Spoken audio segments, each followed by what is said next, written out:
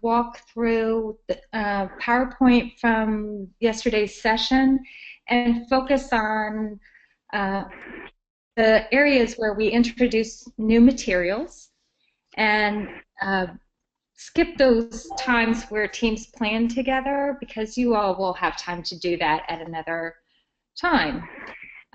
So I'm going to just get started with the PowerPoint and share with you the ideas that we shared yesterday. And anytime you guys have a question, please feel free to stop and ask as we go through the information. And I also just want to say thank you for getting in touch and allowing us this virtual time with you. This works out great. We are always happy to set up a go-to meeting with you to meet your needs. So let's get started. We started the regional session with this time to revisit and reflect on the kindergarten entry plans that you guys have sent in from the spring. As you've been going about the work, and I know we've been joining your sessions, the check-in sessions that you've been having. I've been there with Lisa and Christy as they've been going about the work. And teachers come in and get to ask their questions and share ideas with each other. So as you are implementing kindergarten entry, we are at a place where we want to revisit and reflect upon our plans. So what we did yesterday was we provided a new planning template with the resources for today. So you might want to download that template, and it is on the district resources, the DIT resources page. You know what? I'm going to take you to that page. I can put the Okay. I also pulled up the slide where there's a QR code so you can get to it quickly, and also the URL is listed there. But we started on this page where all of the resources are there, but that's where the template was that we started with for the regional sessions in the fall.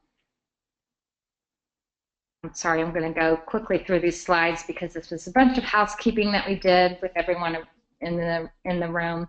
So what we wanted to do was just provide a template with the new resources on it, and then teams decided if they wanted to continue with the template that they had already turned in from the spring and add to it, or start fresh, because a lot of teams had finished that work on the spring template, and some started fresh with the fall, and some added to what they had in the spring.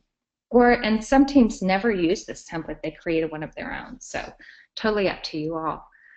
And we just spent some time revisiting the planning template. So one of your team members may want to just pull up that template to take notes in, whichever template you'd like to use as we continue to share resources today. And we also had a copy of these questions just for your team to think about. Now that you've started this larger piece, phase 2 implementation, what stakeholders have already received information and who else needs to know. We just had teams really think through these questions. What PLC support is needed? What do principals need to know, and APs? What content is needed now? How do we know? I loved spending the day or the afternoon with teachers at the year-round school as they were getting ready to start status summaries. And Christy was clicking around in the program and found some information I didn't even know, and then I was able to share that at the session yesterday. Yeah. The way that teachers mark not observed in status summaries, the button that we used to click was gone, so I assumed we weren't able to do that anymore, and Christy clicked around and found the way to do that, and I was able to share that yesterday, so that was really helpful. So you'll see a video about that soon on the technology page. But information like that, how are we going to share that out? Who else needs to know that information now that we've discovered it, right, with the year-round teachers? And then we just spent some time talking about change. This is the work that you all do as you coach teachers, right? And we talked about what kinds of information that we share depending on where people are in the change process. We spent quite a bit of time talking about this and bringing the resources back to it. And I'll just give you some examples about what that looks like as you go about this change work in your district. And it's not just about kindergarten entry, but about any new implementation work that you're doing. So, for example, when you start anything new, people start at the shock and denial, that little green dot, right? This is where we all start. So when we start something new, what we want to do is create alignment. So you see on the right-hand side, this is the response to that denial phase, right? We want to create alignment. How does this new piece of work fit with the work that we've been doing? How does it align? And then folks might move into frustration. That's that purple dot. So then connected to that over on the right-hand side, when teachers start to get frustrated, we need to maximize communication. They really need to know why we're going about this work. And then the next phase moves into where you see the blue dot, depression, low mood, right? Lacking in energy. This is the time when we need to spark motivation and especially talk about the why, the rationale for doing the work. So when folks are frustrated and moving into low mood, apathy around the work, we need to maximize our communication and spark motivation. Once we get past those phases, then we really need to start talking about how to go about the work. That's when teachers are starting to move into the experiment phase and begin initial engagement. So we want to really provide some details and develop capability. And then they start to move up that change curve into decision, learning how to work in the new situation. And so here we want to share knowledge. This is a great time to bring teachers together to share ideas or to develop a space where they can share their ideas. And so you can be in a room with teachers and have them in all of these different places. And so being able to have resources that show alignment, spark motivation, showing the why, maximize that communication, and help them to develop their capability around the work, and a way for them to share their knowledge will help them through this change process with any new innovation.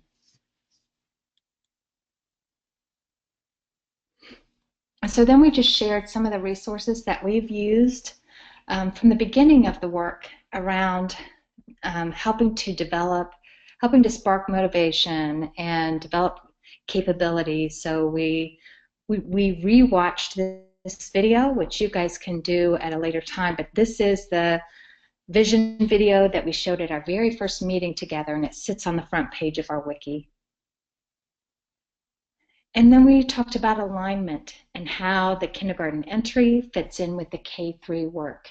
We get this question a lot, don't we, Nikki? Mm-hmm. Folks want to know, so here's kindergarten. When do we start first grade?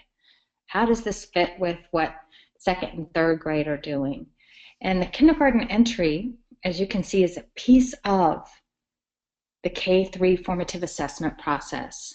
And we started with implementing kindergarten entry across the entire state. The way that kindergarten through third grade will roll out will be similar to what happens with MTSS in cohorts and in partnership with us. But it's all connected. Then we just went back, dug into that pilot work from the beginning, and Megan, you're probably going to recognize your voice here on these slides. We talked about when pilot teachers completed that first 60-day process, and this is part of that. Let's spark some motivation, right? In the beginning, right. Go ahead. I was just sorry. Someone asked me something. Okay. Sorry. No problem. In the beginning, pilot teachers were implementing every single construct, right? And we still haven't done that yet as an entire state. So it's every construct, and also using a platform that was not fully developed. And I think that's a kind way to put it. Yeah. It was clunky, for sure. And so at the end of those 60 days, when I was sitting with teachers, I went and visited all of the pilot teachers and asked, so tell me what you're thinking about this process. And I recorded what they had to say about it. And so here's what teachers said, and they said, this is just a part of my daily routine. This is helping me. It tells us where to go with students. It's differentiation. I'm noticing more about what my students can do than ever before. It's intentional teaching. It lets the data drive instruction. So we wanted to go back to this data from pilot teachers at the end of the 60-day process after implementing everything and finding the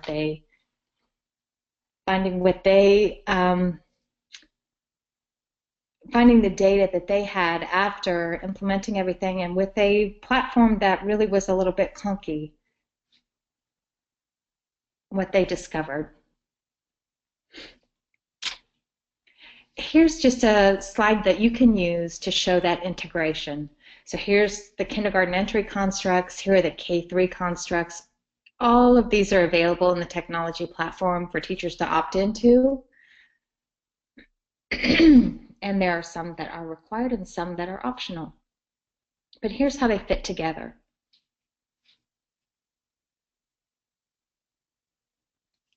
And then to revisit the how, to give teachers some additional insight and training around the details of how to do this. I know you guys have used these modules and also developed some of your own. We went back to the module page and talked about it.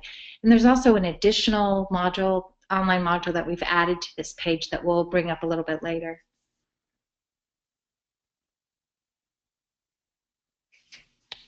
And then we introduced some information around status summaries. Nikki, do you want to talk about that? Sure, I'm happy to. So as teachers are getting ready for the 60th day and needing to go in and make and finalize status summaries, we have a couple of new resources that might be helpful with that. The first one is this status summary video, and in this video we just walk through on the platform step by step what teachers need to do to create those status summaries for their whole class. I don't know, do we want to watch the whole thing or just show them where it is? Probably just show them where it is. Yeah, I'm going to take you over to the wiki. Right there. So you guys might have already seen that we've got this new technology support page on our wiki, and we've got a lot of video resources on this page. The very first one here is the how to make a status summary video. And like I said before, it explains how to click through on the platform to make those status summaries. And then I tried to include, it happens to be me narrating on this particular one, and I tried to include some of the things that might trip people up that I discovered as I was working through the process. So I hope that that'll be helpful for your teachers. And then the other, get us back on our presentation. The other resource that we have for making and finalizing status summaries is not a new resource, but the step-by-step document for doing the status summaries. And this is also on that technology resources page where we just were on the wiki. If you scroll down just past the video resources, there are some documents linked there, and this is one of them. So if you have teachers who would prefer to just have a page sitting next to them at their computer that guides through all the clicks that you need to complete the status summaries, this would be a helpful document for them to have.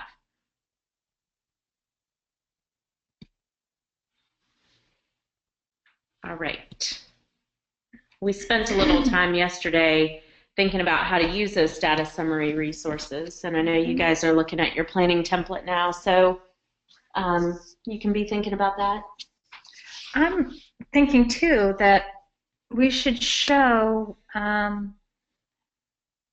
what Christy figured out with the teachers at Haw River when we were doing the status summaries. I'm just going to sign into the training platform. I think this, oh no, I got an internal server error. Yeah. This is the training platform, so sometimes that happens. I'm going to see if it will let me sign back in. We'll just see. Sometimes as they're updating things on the training platform, oh, nope, bummer. Okay. So that didn't work like I wanted it to. So we can describe it, I suppose. What happened was and we'll make a video about it and put it on the technology page. Okay. What happens when you are in status summary by class and you click on the child's name, you are able to mark not observed. And the reason this was so important for teachers for one teacher in particular, was because on the 60th day, she got a new student in her class. And she didn't feel comfortable providing status summaries for all of the constructs for a student who just arrived. And when you click the student's name, when you're doing status summaries, it will enable you to mark not observed, and then there'll be a drop-down menu, and you can select why that child was not observed. And so that just provided some comfort for the teacher to be able to say, here's why this child has not been observed. And one of the reasons was that the child was recently enrolled. And I think that that was really a nice option for that particular teacher. We talked quite a bit about implementation teams and the rationale behind them, knowing that the research that supports having a solid team and knowing that how that team can make it happen for really any new thing that we're implementing, and the difference that it makes for fidelity. Fidelity being at 14% in 17 years when we have just maybe one person in charge of an initiative and some train-the-trainer models happening, rather than having an implementation team making decisions around the work. Then we can have 80% fidelity within 3 years. And let's talk a little bit about what those teams can look like.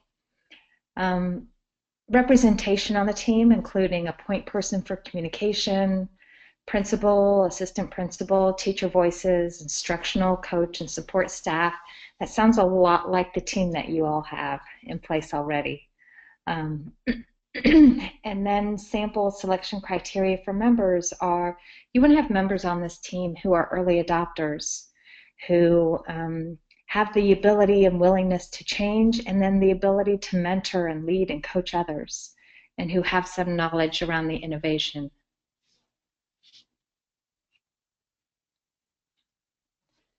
And the way this can look in your school district is you have your district team that is developing your plan and making some decisions together. You have the voices that you need on the team, and you are making decisions around innovations in your district. From there, the professional development team creates and rolls out the PD around innovations, and perhaps you have different professional development teams for different initiatives. One that has solid foundation in KEA, one that has solid foundation in literacy work that you're doing. So you might have different PD teams for different initiatives. And then you have a building or school implementation team at each school. So when we were in the regional session yesterday, we talked about some schools might have one building team because they have one school that has kindergarten teachers. And others, like Guilford, has 69 building teams. So this graphic will look different depending on your district.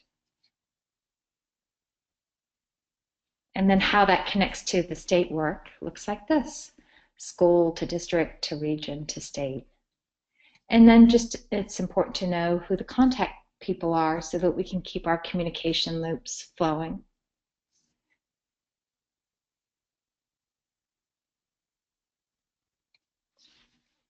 And we do this through specific communication protocols and gathering data at each level.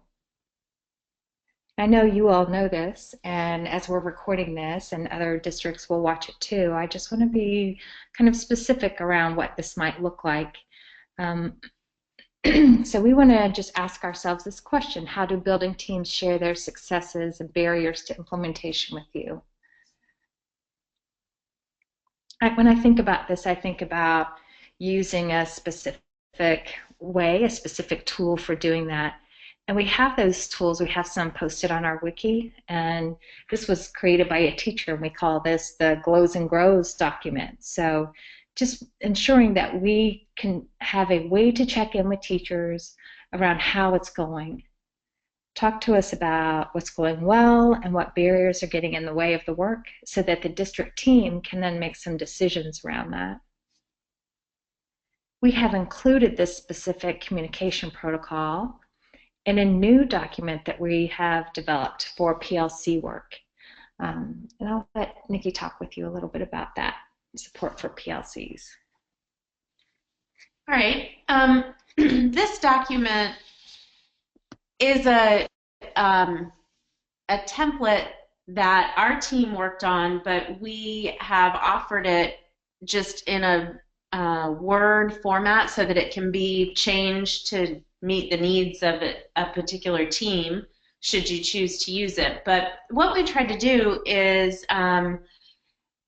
provide some structure for PLC meetings around learning about the construct progressions and about the formative assessment process, and then also connecting that learning to current classroom practice. So we worked with another district team who was sort of asking questions about how can we get our teachers to really use that PLC time to dig in to the content and to think about, you know, when they're going to observe for specific things, how it fits in with the lessons they're already teaching, that kind of thing. So this template includes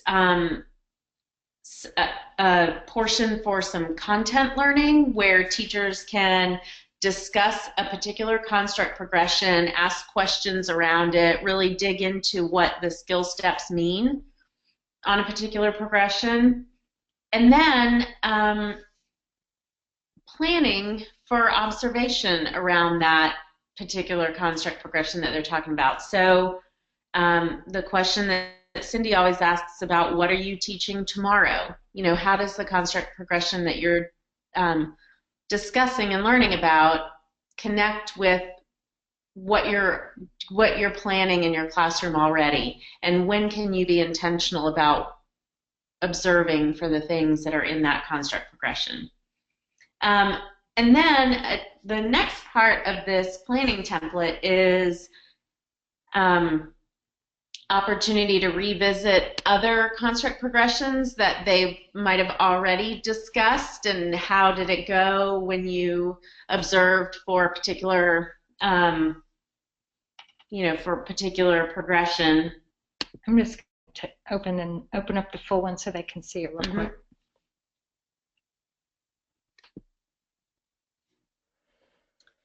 So we try to include some new learning, some connection to practice, and then I guess, for lack of a better term, review of previous learning.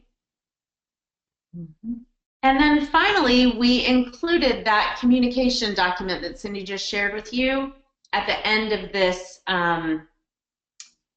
PLC planning template.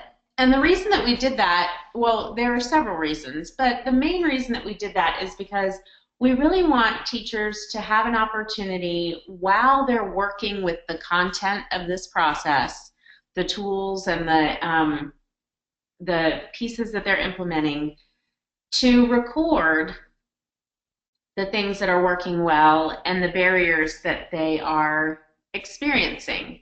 And some of that might be really specific. You know, I think that this document allows for general feedback, but also allows for some really specific feedback around the skill steps in the construct progressions, or you know, pieces with the technology, really anything that that teachers want to report to their district team and to us on the regional team. And this kind of feedback is how some of the really valuable changes have been made in the process. I've been sharing that it's feedback like this that led our steering committee to make decisions around book orientation and print awareness, those two progressions might be better as optional, because many teachers reported that they felt like there was some duplication there. So that's a really important example of how teachers giving us specific feedback like that have allowed us to make good changes. And I just wanted you to see where you could download this document and really just make it your own. So it's on this kindergarten KEA resources page. And when you scroll down, this is where we've loaded all of our most recent resources under this Planning for Formative Assessment in Your Classroom section. So the PLC work is right here in this first section, and that was the agenda sample template that I just downloaded and Nikki walked you through. The other thing that we did that I think was really helpful at both of the sessions was we did a fishbowl activity with that document. I think teachers need to see how do I use this resource. So we did a fishbowl activity where we used that planning document and did a sample PLC activity. And I think that's helpful when we give a new resource and we're expecting teachers to fill out information on it, that we model for them what our expectations are around that. And it generated some really good discussion at both sessions. Mm-hmm.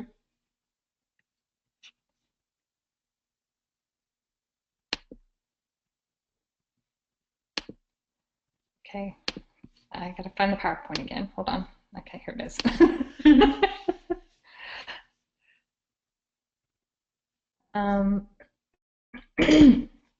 Oh, this was something fun that we did.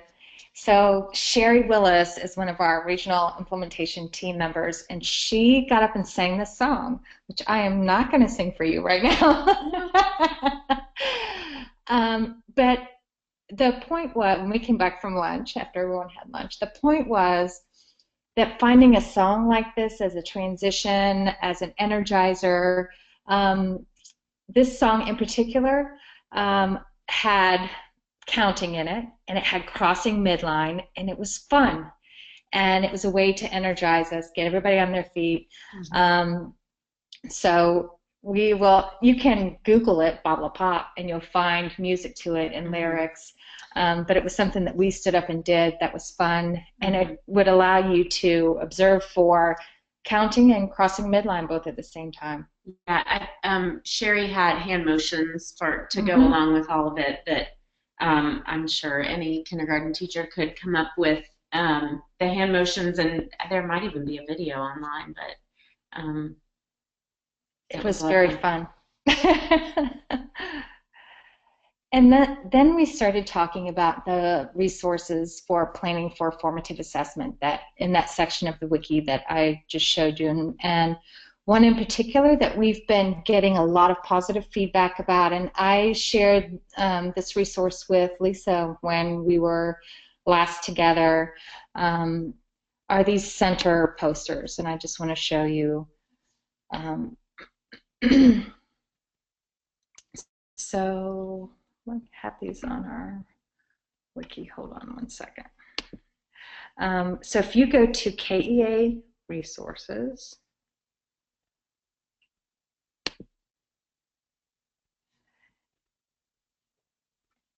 here on what can I observe in learning centers, here you have all of those posters along with planning guides. What's great about these posters and planning guides, so if you have, let's say, a book and listening poster, what this poster does is it gives all of the constructs as well as here are, here's where it aligns with the standards from the standard course of study.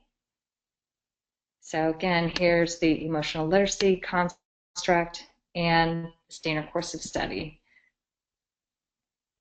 So you can put up this poster and then it shows how the constructs align to the standard course of study. And then in the, I'm just going to pull up the planning guide. The planning guide does the same thing. It provides a rationale. It gives suggestions for organizing materials, talks about how intentional teachers would go about this work.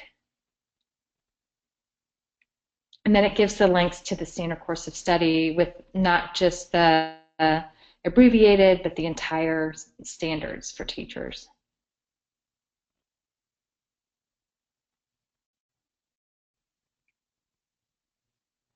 So that's helpful for teachers to understand. These are the ways that the standards connect to and relate to this work around whole child and the construct progressions.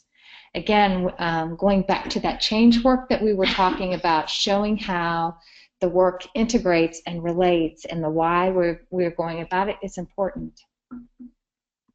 And so those are available for all of these different center areas, learning centers.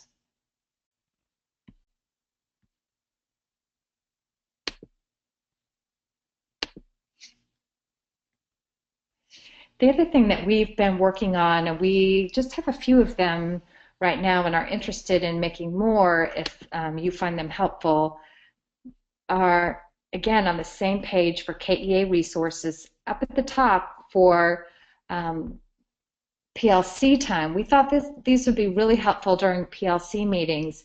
As teachers are unpacking the construct progressions, we've created these. Right now, we don't have a great name for them. We're just calling them rationale and sample activities. Like here's one for grip and manipulation. I'll walk you through it.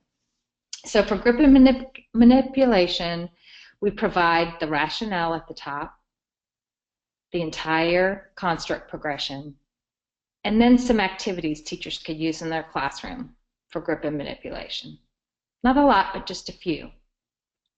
So when they are meeting as a PLC, they'll be able to have this, and we try to keep each one to 2 pages, just front back, so they could have this activity as they're digging into each construct progression. They could have this page that's just the 1-pager front back that tells why do grip and manipulation, here's the entire construct, and here are some activities to do with it to help promote that learning.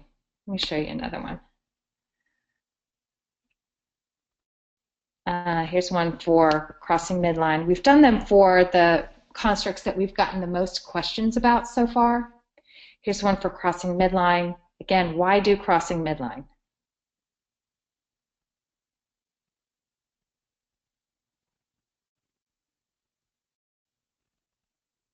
Here's the entire crossing midline progression, and then here are some activities crossing midline.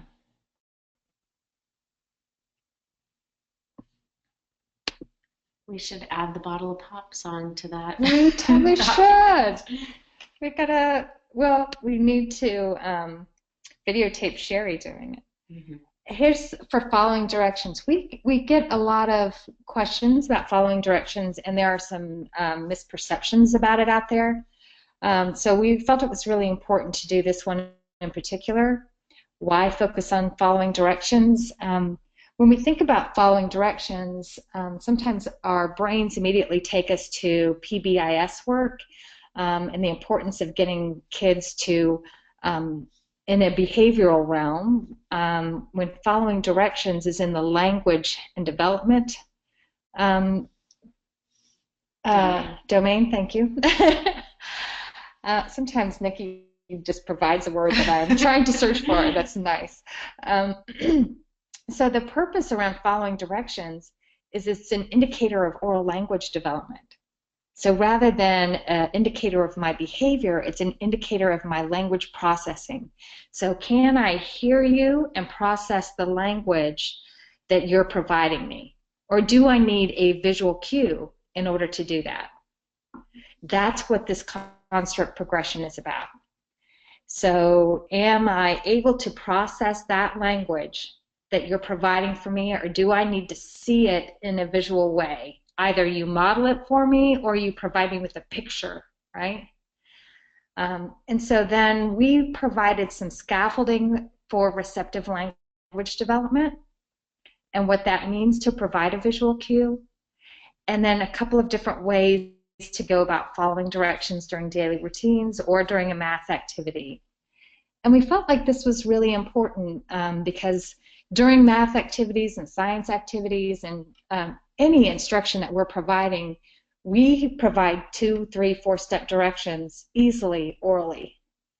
And we need to understand, we need to find out if this is about their language processing, if they are unable to complete a task, or if it is about the content we're teaching.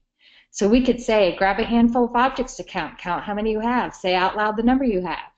And if the child is not able to complete that task, is it because of their language processing of the directions that we gave, or is it because of the math concept? So we can help tease that out by providing some visual scaffolding.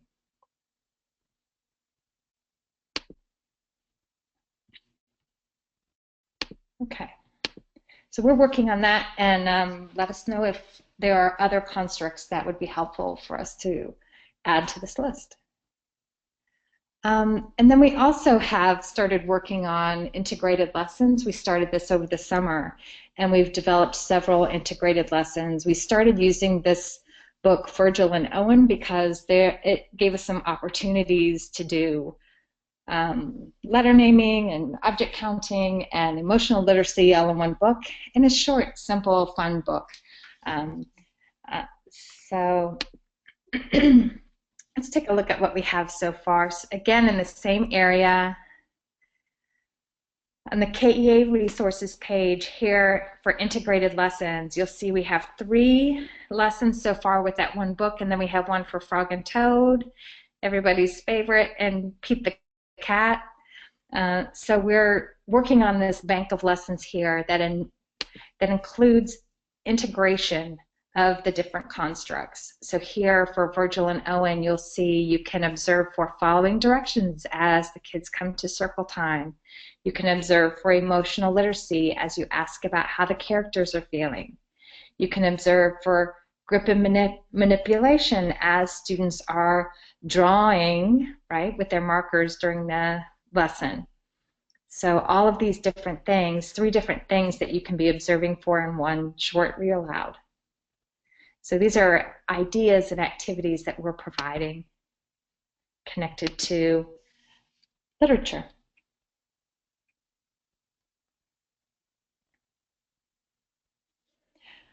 I'm just plowing through these resources, so please stop me if you have questions. Here's another one that we've developed. when we were working this summer with groups of teachers, one of the questions that we got was that teachers were wondering if they were analyzing the evidence correctly, right? They wanted to know if they had enough evidence. They were wondering about their evidence analysis. So we worked to create this resource. And this resource, let me show you first where it sits. This resource is the one that I told you earlier about on our modules page of the wiki. So on the wiki, we have this modules page. You're going to recognize that lady there. So on our modules page for Module 2, we added this Module 2 extension. So this Module 2 extension includes activities where we provide a scenario and ask participants to mark where that might be along the progression. It's long. It's about 20 minutes long, but it includes the entire all of the progressions and lots of practice. So you could do it in one sitting. You could make a game out of it, and it's here's an example. Where might that kid be along the progression? Here's another example. Where would that behavior be along the progression? Just over and over and over, about 20 minutes worth, all the progressions. When we did this with some teachers in Guilford over the summer, they found it exciting and they wanted to be able to match the evidence with the correct place along the progression. And it's just a way to build up teachers' capacity and confidence around that. And I think in some cases start conversations about why would you mark a learning status here versus there for a particular piece of evidence. And another thing that I'm not sure how you guys handle the status summary period. I know in a lot of districts, teachers all get together to enter evidence sometimes, and I have one district in particular that's planning a session where the teachers are going to work together to enter their evidences and interpret their evidences, and this would be a great, a great prep for that kind of meeting, right? To have teachers look at this video and engage in this kind of practice before they sit down with their own evidence and start, Fantastic idea. And maybe there could be prizes involved. Yes. Of course. Buzzers. Of course. Candies. Buzzers. And then we provided some time for planning again, and then Nikki shared these new tech resources. Yeah, and I took you guys to this page a few minutes ago when I was showing you the status summary video, but I just want to make sure that you are aware of everything that we have available on the technology support page. So let me take you back there.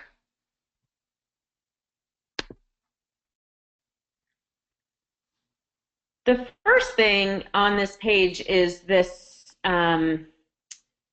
contact information for the help desk, and we continue to stress how important it is for people to use the help desk when they run into issues with the platform, because what happens when they contact the help desk is that help tickets are created, and that allows the platform developers to know where the problems are and to address those problems. So obviously Cindy and I are always happy to help answer questions and troubleshoot things, but if we can get those help tickets submitted, then teaching strategies can work to resolve the problems, the barriers that people are facing. We have in addition to this new How Do I Make a Status Summary video, we have several other videos to help with various things that people have been asking us for guidance around. So we've been joking on our team because Cindy taught me how to make these videos, and I've been making one for just about everything I can think of now. But and we have another one on the list about how to mark not observed. There you go. So, but these are things that people have asked us, how do I do this? So this next one, how do I archive a student in the platform? You might have students who registered for kindergarten but never came to school, or students who move out of the state. When students move from class to class or district to district within North Carolina, the Power School communication will make those changes automatically for us most of the time. That's the intention, is that when a child is recoded in Power School, that will communicate with the formative assessment process platform. However, sometimes it doesn't happen. Also, if students move, either don't come to school or move out of state, they will remain in a teacher's class. And when they remain in a teacher's class, she won't be able to make her status summaries. So it's important that administrators know how to archive a student. The platform will give you an option to delete or to archive, and we'd like to have students archived so that when and if they return to a North Carolina school, their information won't be entirely lost. So this video walks through how to archive a child. Sometimes a user does need to be deleted from the platform, particularly if a teacher leaves. You might need to remove that teacher, and that will happen much less frequently, but this video demonstrates how to remove a teacher from a particular school site. And then we have a video that might be useful as you have new teachers who are new to the process. This how do I use the platform just provides basics around logging on and uploading evidence, making learning statuses on the platform. That would be mostly helpful for people who are who haven't used the platform yet and are not familiar with it. The next video about using the sandbox was developed because we had some questions, particularly from administrators who wanted to explore the platform but did not want to have to emulate teachers in the live site to do so.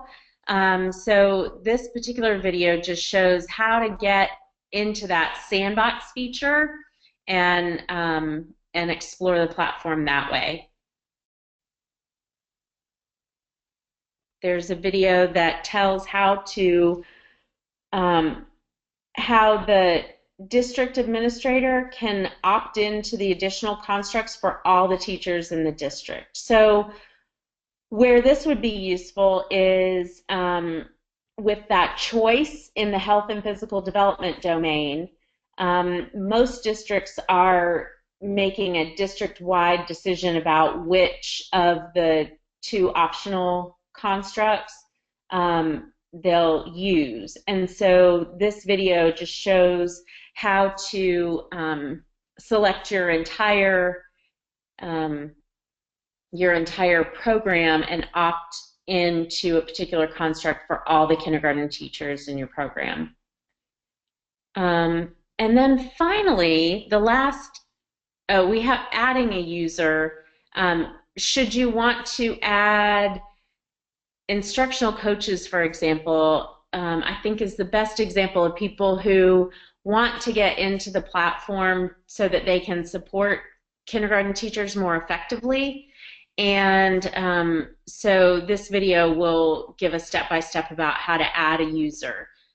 You don't want to add kindergarten teachers or elementary principals because they're added through that PowerSchool upload. But these other users like assistant principals and instructional coaches or even TAs in kindergarten classes, those would be people who you would likely want to add to the platform. It was really nice yesterday to hear the feedback from folks saying that when every question they had, we had some kind of video about it or some kind of step-by-step document about it. And that is our goal. So if you have a question and we don't have a resource that meets that need, please let us know. Mm-hmm. These really are very easy for us to produce, and I think they are helpful. And especially I always speak from the perspective of a person who is not particularly tech savvy. That having a video to walk me through it and show me how to do all the things I need to do is really helpful. So, and that's kind of how this started, right? Yeah. As we were building our competency, it helps to have a reason to go about doing that work. Right? Mm-hmm. As you apply your learning and you're developing a resource that helps to build your competency. Mm-hmm. And so that being said, and adding to what Cindy just said about let us know, what other things we might be able to answer with one of these videos. We really have built all of these based on questions that we get from our districts. So we are not we're not just making things that we think might be helpful. We're making things that we know people are asking for. Yeah. The last video on here was created by one of our colleagues, one of the other regional consultants, and she demonstrates the use of the app, how to gather evidences with the app, all different kinds of evidences that you can gather with it, how to add notes to pictures and videos, how to use the voice-to-text feature on your iPad to make anecdotal notes without having to type them in. So that'll be a helpful video for your teachers who are finding the app really useful. She knows that technology very well and describes a lot of the features that are available there. And she's a longtime kindergarten teacher. Yeah. Yeah, so it's just so well done. Mm-hmm. After the videos, we have a few documents. The step-by-step for making a status summary that I mentioned earlier, and also opting in step-by-step.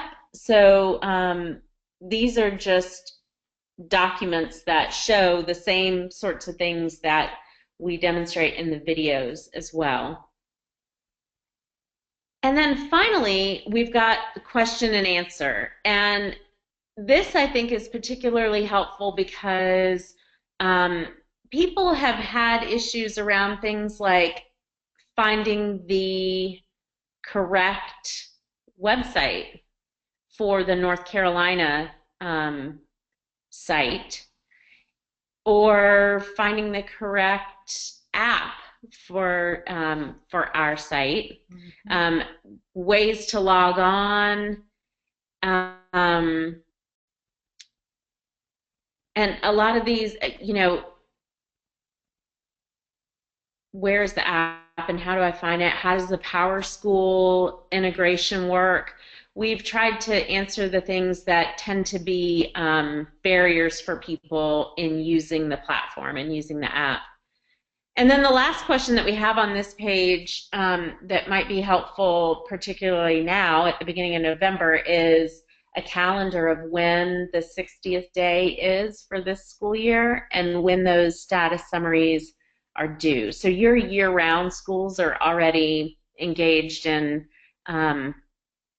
finalizing their status summaries, maybe today, it looks like. Yeah, we were just doing that. Yeah, but you can see here that for those traditional calendar schools, November 18th this year is the 60th day, and they'll want to have those status summaries completed by December 2nd.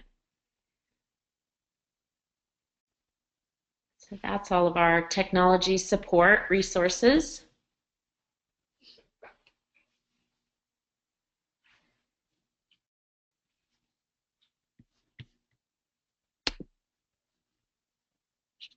Okay.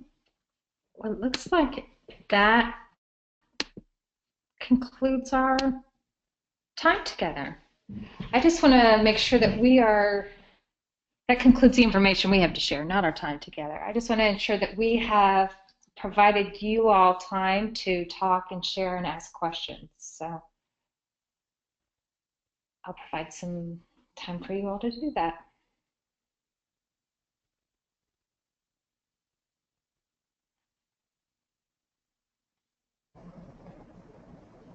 Lisa, Stephanie, or Meg?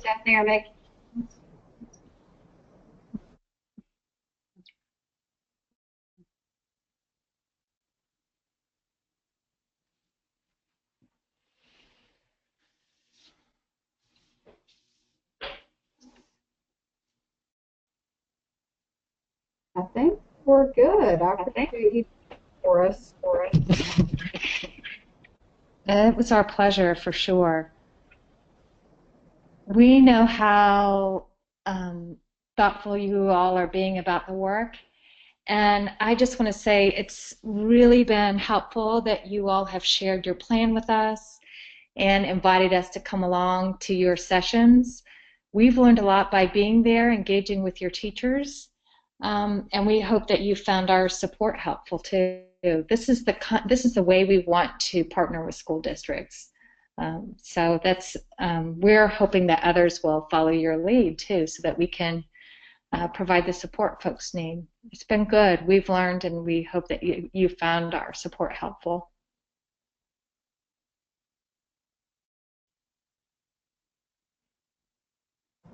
Yes, absolutely. And thanks again. And we'll take this information, and when I get the whole team together, we'll kind of disseminate it and can continue to support our teachers. Thank you again. All right. Thanks. Have a nice afternoon. You too. Thank y'all.